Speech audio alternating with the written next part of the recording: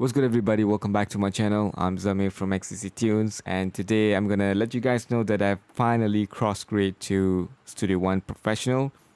And since I have a Cubase license, I'm able to cross-grade. So I got a good discount to purchase the Studio One Professional, and now I'm a happy user of Studio One. So in this video, we're gonna be comparing the audio editing capabilities of Studio One and Cubase. I've got a request from one of the viewer previously about the audio editing features in Studio One and Cubase. When I started using Studio One, I don't really feel that much of a difference. I don't feel like it's an alien DAW compared to Cubase, because majority of the features of Cubase is available in Studio One, and at the same time, most of the time they actually use the same kind of key command for each of these functionality. So I don't feel like I have to learn a lot of stuff, unless if I go to Bitwig or Ableton Live, then the learning curve is going to be really, longer than how I learned Studio One. Okay, so without further ado, let's get started. This is the Studio One blank page, and I have my Cubase fired up as well. So this is the project window, and let's go to Studio One. For audio editing, right, there are three main features that I always look for, and that is the fade in, fade out, crossfade functionality. Is it straightforward? That's one of the key elements that I'm looking for. And the other one is the duplicate functionality. Sometimes I work on film score, and majority of the time there will be a lot of sound designs happening, and most of them is with audio. It's not with the instrument track or MIDI track. So the duplicate feature is one of the most important feature of audio editing. The last features that I would prefer to have is the clip gain. So I'm going to go ahead and get started. So the first one is I'm going to import an audio. So let's go to the browser window, go to File, and I'm just going to go and find some loops here to work with. So I got these drum loops, and I think we can use these drum loops for the purpose of this video. And I'm going to do the same as well. Go to Cubase.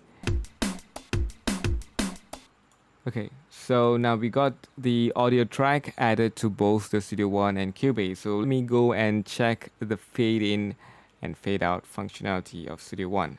Most of the DAW that I've used have the similar types of fade in and fade out, where you can just go on top right hand corner or left hand corner. You have this function to fade the audio, whether fade in or fade out. It's always on the top right or left. So it's similar for Studio One as well. If let's say you have add the fade in quite longer and you want to change it to the default settings, you can do that by press Ctrl and click on the fade in. Let me change the color of this so you can see it clear. Okay, so I'm gonna go back and add the fade in. I'm gonna press Ctrl and click on this box here, and it's gonna go back to the default settings. Another cool feature of Studio One is, let's say if I have a couple of audio events, right? I can select all of them and press Shift X to add fade in and fade out to all of these tracks. If I zoom here, you can see there's a fade in, there's a fade out, and here there's a fade in automatically added. Same case here. So all the tracks that you selected, and you press Shift X, it's gonna add the fade in and fade out for all these tracks. So if you want to avoid any clipping, you can do that by using this shortcut key. Okay, so another cool thing with the fade in of Studio One is I can choose to have it exponentially fade in or logarithmic fade in, right? So if you see this box here, this is where you can click and drag to have this fade in move exponentially or logarithmically. If you don't see this box, you just click on this audio event and you will see this box, and you can just use them to change to whether you want it exponential fade in or logarithmic fade in. Okay, another cool thing is if you press Shift and you drag the length of this, you can also kind of adjust the type of curve, whether you want exponential or logarithmic, by dragging up and down. Okay, so this is another cool thing with the Studio One's fade in feature. Okay, the other cool thing that you can do is if you if you overlap one of these audio, you can actually create a crossfade. So when you select both of these track and then you press X to crossfade. Okay, and you can see this box again, so you can kind of just adjust them how you want it to be. So that's fade in Studio One. Let's go to Cubase.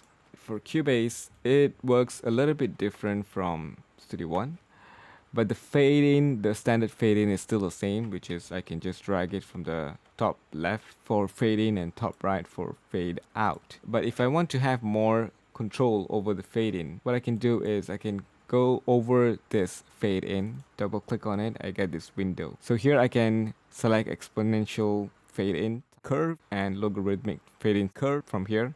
And I have a few more features that I can add to it. Okay. And then I also have an option to set this as default. So if I want this curve to be default, I'll just click on as default and hit apply. Every time I create a fade in, it's going to be using that curve, right? The exponential type of fade in. Okay, let's go back and change them. Set it as default, hit apply.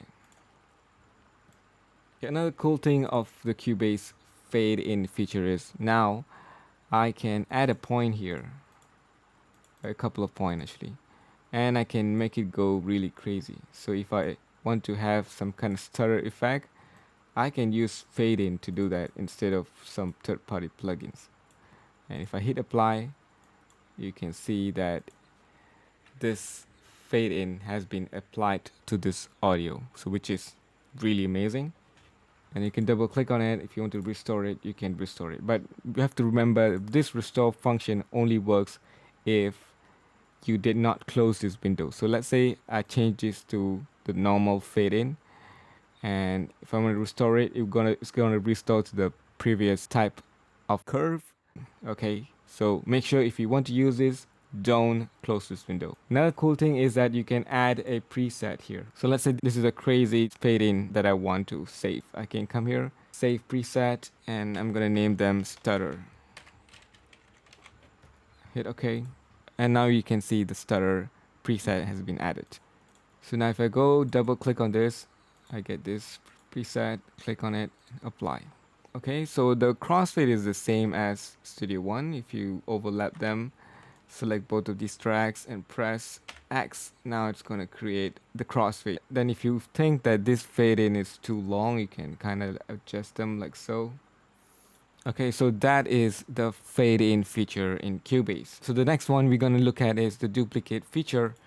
The duplicate feature is the same as Studio One, except for the key command. So in Cubase, it's Control D to duplicate. You can also press Alt and drag. Okay, let's say if I want to copy this audio event, I want it to start at 11th bar. If I press Control D, it's gonna start from the last beat of this particular audio event.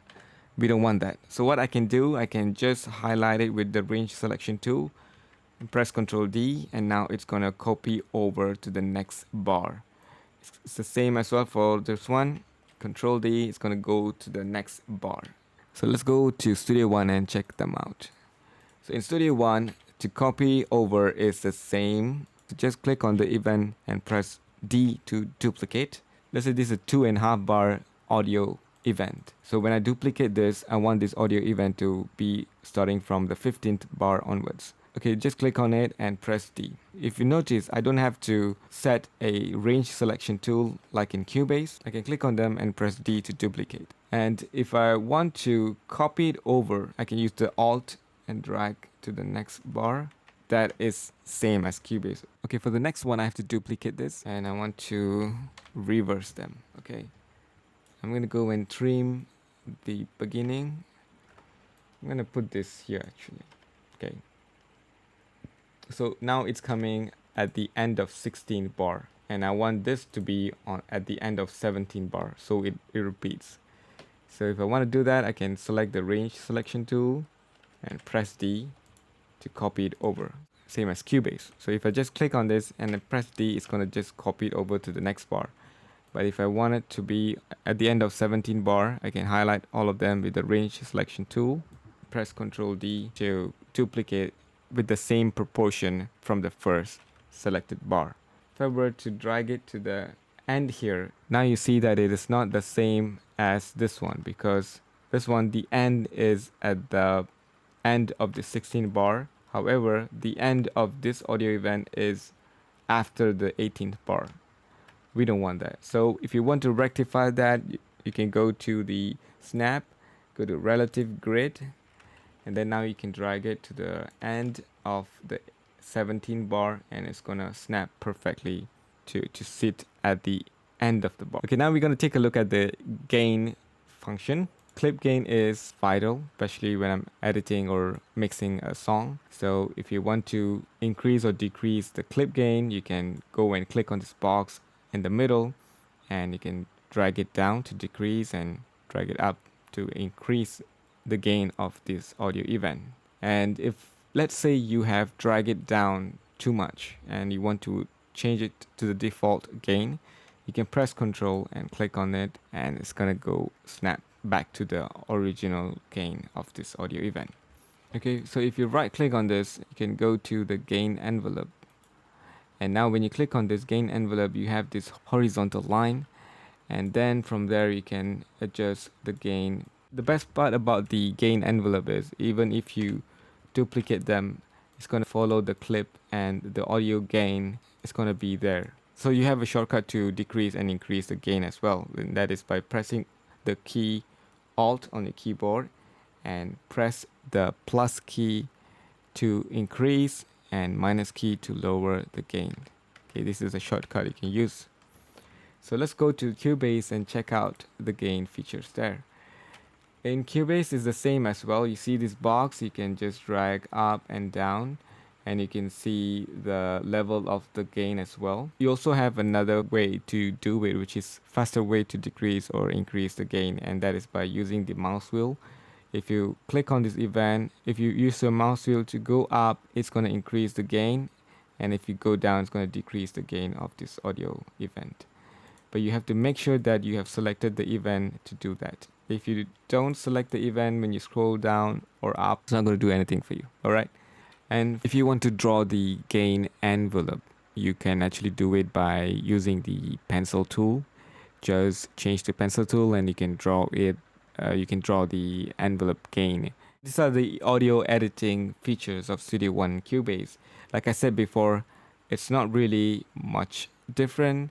It's based on whether you like the workflow or not. And I find that both the audio editing features in Cubase and Studio One is pretty much intuitive and easy to work with. So that's it for today, guys. If you guys find this video helpful, please make sure to subscribe, turn on notifications, smash the like button, and share this video to everybody. Thank you so much for watching. I'll see you guys in the next video.